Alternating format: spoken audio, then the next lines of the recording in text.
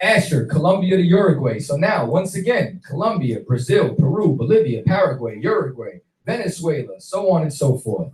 It says, out of Asher his bread shall be fat, and he shall yield royal dainties. When you go and you look at where all the cocoa is coming from, all the resources, all these different fruits, all of it comes from these lands. You understand? Like they have an incredibly, you understand, rich, fertile soil and all that. And this is supposed to be what? The lands we would be in the last days. Next slide. Now, here's something else that I want you to do. Don't get caught up in so much of these borders that you see today, because realistically, all of this belonged to Asher. All of this belonged to Asher because this was the Incan Empire. The Incan Empire was, the capital was in Peru, and then it stretched all the way on down into the tips of Chile and into Bolivia. And then these people migrated and went over into all these different lands. Next slide.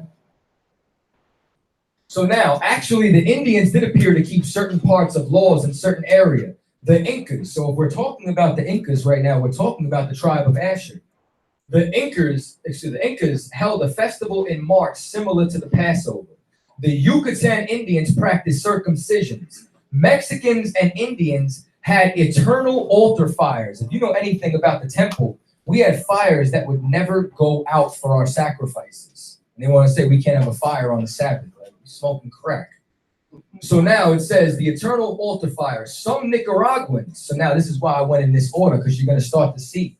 They compare Mexico down with the Incas all the way on back to Central America, you understand, would not allow women who had recently given birth into the temples. Why? Because if a woman gave birth, she was unclean for 30 to 90 days, depending on the gender of the child. So other parts of the law observed at various places who says that men should not sleep with women who had recently given birth. Once again, that's another part of our customs. You can't sleep with a woman who's unclean. If a man slept with a slave, both were whipped. Adulteresses were to be stoned. That is Old Testament. You understand? So now, and it says, and a widow must marry her nearest male relative. This is the same thing that they were doing in the Caribbean. They were keeping the law of the kinsman. Next slide. Matter of fact, go back. Salakia. Oh, good shot. How could I forget? It says the Indians did retain a few Hebrew words, such as the Yucatan, Mexico, and Peru. When you go and you look, this is all bastardizations of what the Spanish would call it.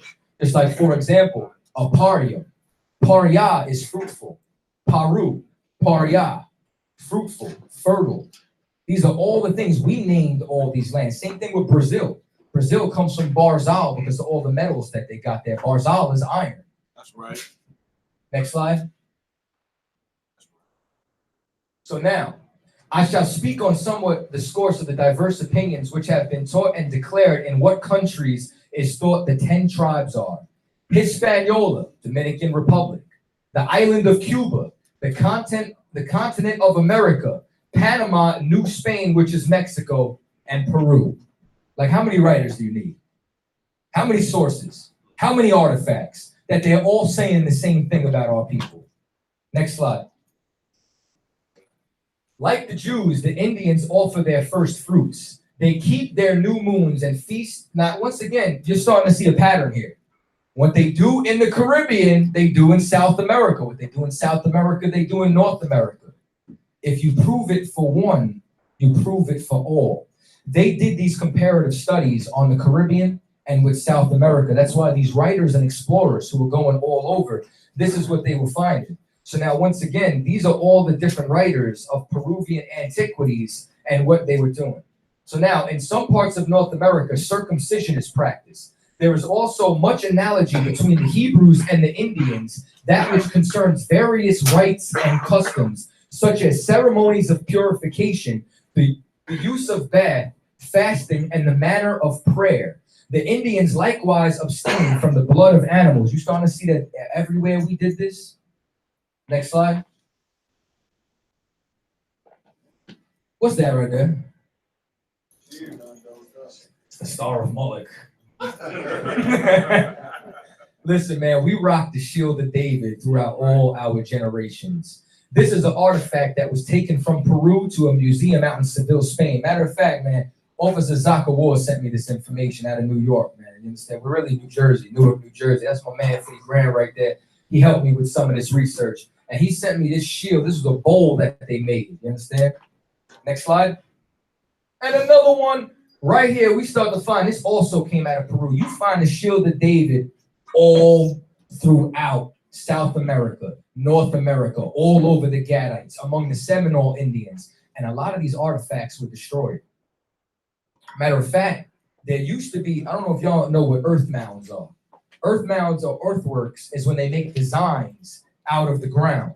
Well, they made these designs out of the ground. In Peru, there was a giant shield of David that you were able to see from Google Earth, and they had an image of it if you searched it. I can't find it anywhere now.